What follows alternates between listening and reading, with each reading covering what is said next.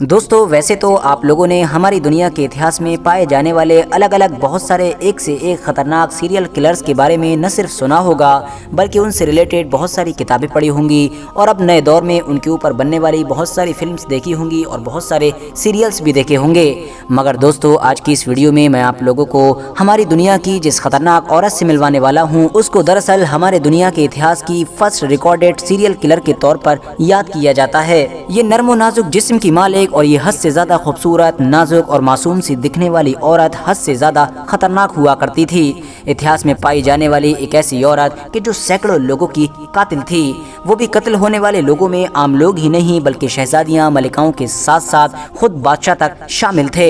हैरानी की बात तो ये है कि ये औरत इतनी ज्यादा खतरनाक पेशेवर कातिल थी कि इसने अपने दौर में एक स्कूल तक की बुनियाद रख दी थी। एक ऐसा स्कूल यानी कि एक ऐसा क्लास कि जहाँ पर स्टूडेंट को न सिर्फ अलग अलग तरह के खतरनाक जहर बनाने की ट्रेनिंग दी जाती थी बल्कि उनका इस्तेमाल करने के लिए भी उनको माहिर बनाया जाता था। मगर दोस्तों जाहिर है कि जैसा कि वो एक मिसाल है कि वक्त हमेशा अपने आप को जरूर बदलता रहता है और एक इंसान हमेशा वही काटता है जो उसने बोया होता है, और यही बिल्कुल इस दुनिया की फर्स्ट सीरियल किलर के साथ हुआ।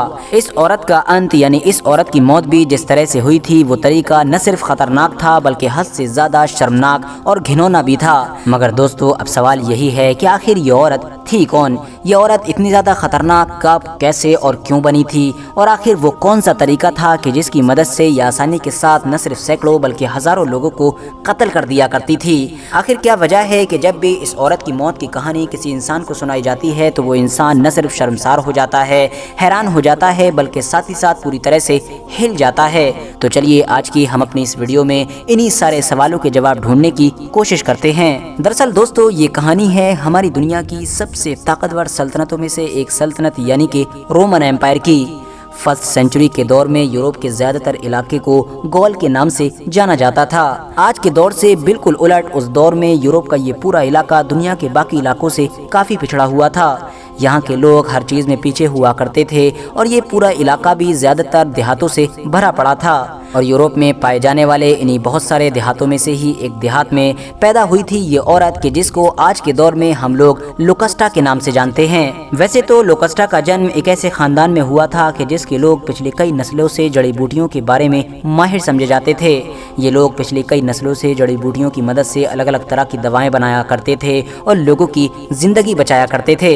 अपने पूर्वजों की तरह ही लोकस्टा भी बचपन से ही जड़ी बूटियों में काफी दिलचस्पी रखा करती थी और इनके बारे में काफी जानकारी हासिल किया करती थी। मगर परेशानी की बात ये थी कि जहां एक तरफ लोकस्टा के पूर्वज इन सारी जड़ी बूटियों का इस्तेमाल और अपनी नॉलेज का इस्तेमाल लोगों की जिंदगी बचाने के लिए किया करते थे, तो वहीं दूसरी तरफ लोकस्टा इन सारी चीजों का इस्तेमाल अब लोगों की जिंदगी लेने के लिए करने लगी थी, क्योंकि उसकी दिलचस्पी इन सारी जड़ी बूटियों में इस वजह से थी ताकि वो इनसे खतरनाक जहर बना सके।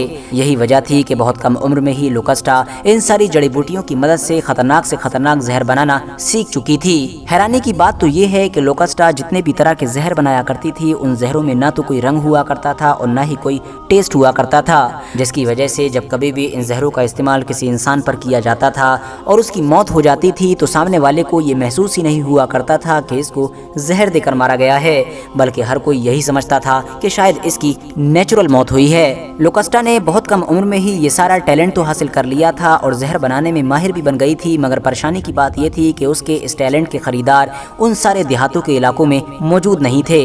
इसीलिए अब लोकस्टा ने राजधानी की तरफ निकलने का फैसला किया, जहां पर ऑलरेडी बहुत पहले से ही राजनीतिक खींचातान चलती रहती थी। शहर में मौजूद सल्तनत के बड़े बड़े अमीर, बड़े बड़े वजीर और बड़े बड़े सरदार आपसी दुश्मनी में एक दूसरे को मरवाने के लिए कोई भी कीमत देने के लिए तैयार रहा करते थे। धीरे धीरे इन अमीरों और सरदारों में लोकस्टा के जहर की डिमांड बढ़ती चली गई और नतीजा ये हुआ कि लोकस्टा की पॉपुलैरिटी भी बढ़ती चली गई। और फिर एक वक्त वो भी आ गया कि जब लोकस्टा और उसके जहर इतने ज्यादा मशहूर हो गए थे कि उसको खुफिया तौर पर रोमन सल्तनत के शाही महल से बुलावा भी आ गया। ये बुलावा भी किसी और की तरफ से नहीं बल्कि उस दौर के रोमन सल्तनत के बादशाह यानी क्लाउडियस की चौथी बीबी एग्रिपीना की तरफ से था।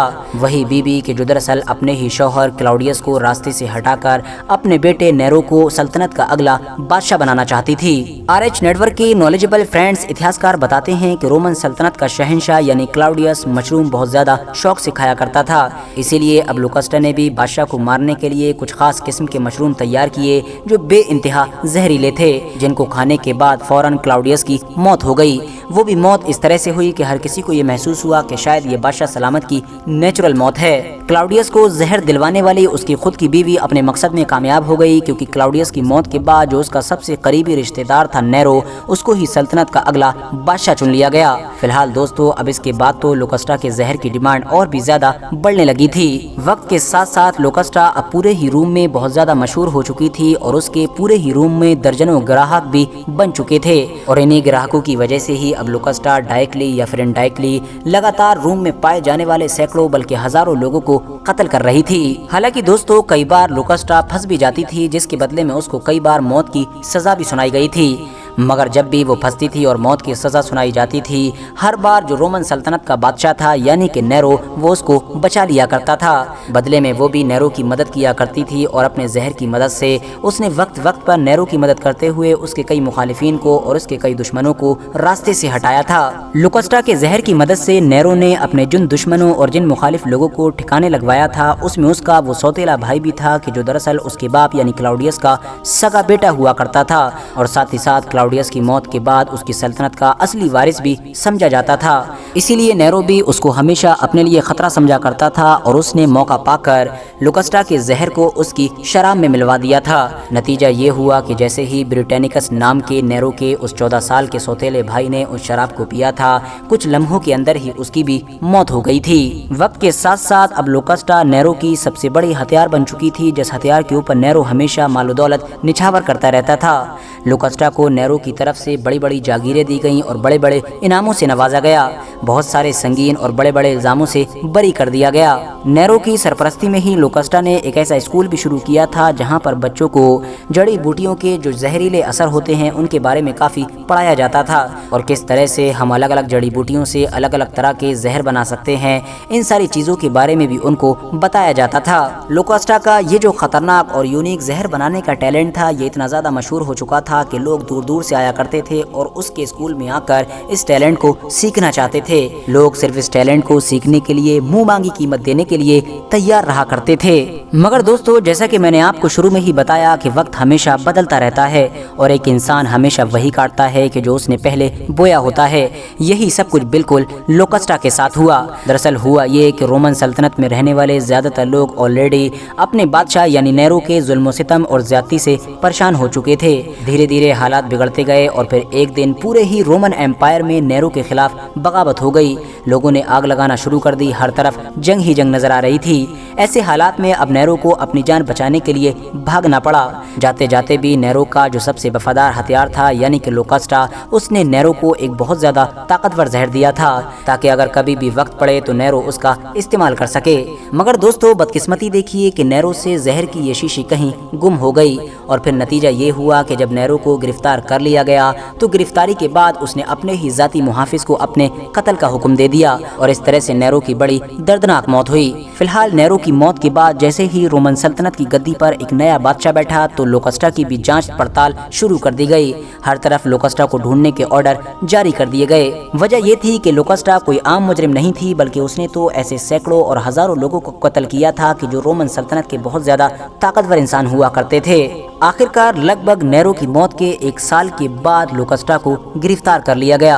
अब जो नेरो के बाद रोमन सल्तनत की गद्दी पर बैठने वाला अगला बादशाह था यानी कि गैल्बा, वो जाती तौर पर लोकास्टा से बहुत ज्यादा नफरत किया करता था। इसीलिए उसने अब लोकास्टा की गिरफ्तारी के बाद लोकास्टा को उस दौर की जो सबसे खतरनाक और सबसे शर्मनाक सजा हुआ करती थी वो देने का फैसला किया। दरअसल दोस्तों ये पहली सदी का वो दौर था कि जब रोमन सल्तनत में मुजरिमों को जानवरों के आगे डालकर उनसे लड़वाने और उनको खत्म करवाने का चलन आम हुआ करता था।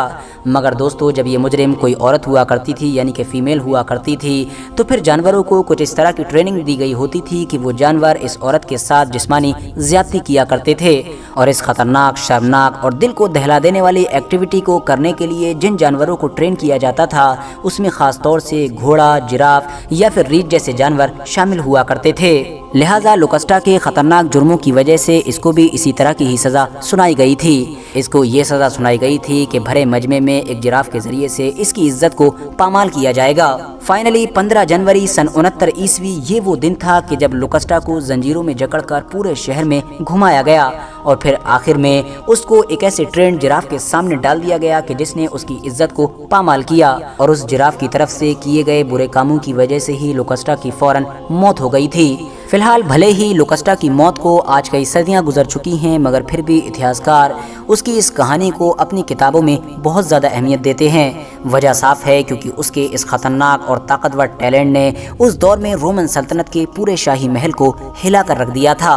आज के अपने वीडियो को हम यहीं पर ख़त्म करते हैं। वीडियो पसंद आने पर न सिर्फ वीडियो को लाइक करें बल्कि अपने फ्रेंड्स के साथ भी ज़रूर शेयर करें और इसी तरह की नॉलेजेबल और हिस्टोरिकल वीडियोस हमेशा देखने के लिए हमारे इस चैनल को सब्सक्राइब करने के साथ साथ बेल आइकन को भी ज़रूर प्रेस करें।